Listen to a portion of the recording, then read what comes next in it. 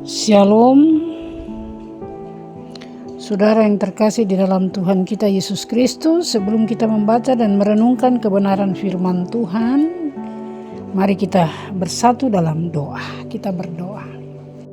Bapa kami di surga, dikuduskanlah namamu. Kami ucap syukur, terima kasih untuk kesempatan di hari ini. Kembali kami akan mendengar kebenaran firman Tuhan dari Efesus pasal 5 ayat 1-21. Tuhan berkati kami, suci kuduskan tubuh, jiwa, roh kami, hati kami semua dibersihkan dengan darah Yesus, sehingga menjadi lahan yang subur, di mana benih firman ditaburkan. Benih akan bertumbuh subur, berakar, berbuah, berlimpah-limpah 100 kali lipat dalam seluruh hidup kami. Dalam nama Tuhan Yesus Kristus, firman Allah yang hidup, kami berdoa. Amin. Pembacaan dari Efesus pasal 5 ayat 1-21. Kita baca ayatnya yang ke-8. Memang dahulu kamu adalah kegelapan, tetapi sekarang kamu adalah terang di dalam Tuhan. Sebab itu, hiduplah sebagai anak-anak terang. Saudara yang terkasih di dalam Tuhan kita Yesus Kristus, tema dari renungan kita saat ini adalah menghidupi identitas baru di dalam Kristus. Efesus 5 ayat 1-21. Yang pertama, sebagai orang yang percaya, kita tidak hanya dipanggil untuk percaya kepada Tuhan, tetapi juga untuk menyerupai Tuhan. Paulus memberikan panduan praktis tentang bagaimana iman kita seharusnya terlihat dalam perilaku, perkataan, dan relasi kita dengan sesama.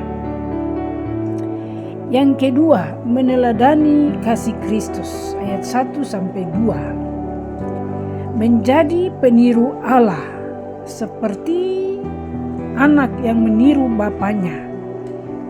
Kasih kita bukan kasih yang menuntut, melainkan kasih yang memberi, kasih yang berkorban. Dasar dari segala tindakan kita adalah karena kita telah lebih dahulu dikasihi oleh Tuhan. Yang kedua, memisahkan diri dari kegelapan, ayat 3-14. Ada kontras tajam antara gaya hidup lama, percabulan, kecemaran, keserakaan dengan gaya hidup baru. Perhatikan perkataan kita. Paulus melarang kata-kata kotor dan sembrono. Sebaliknya mendorong kita untuk penuh dengan ucapan syukur. Hidup kita harus menjadi terang yang menyingkapkan kegelapan di sekitar kita melalui perbuatan baik, keadilan, dan kebenaran. Yang ketiga, berjalan dalam hikmat dan Roh Kudus, ayat 15-21. Hidup dengan penuh kesadaran, bukan sembrono. Pergunakan waktu, menggunakan kesempatan yang ada untuk melakukan kehendak Tuhan di tengah dunia yang makin jahat. Kepenuhan roh, bukan dikuasai oleh zat luar seperti anggur, melainkan dikendalikan oleh Roh Kudus. Mengucap syukur dalam segala hal dan bersedia saling merendahkan diri satu sama lain demi Kristus. Kesimpulan dan penutup.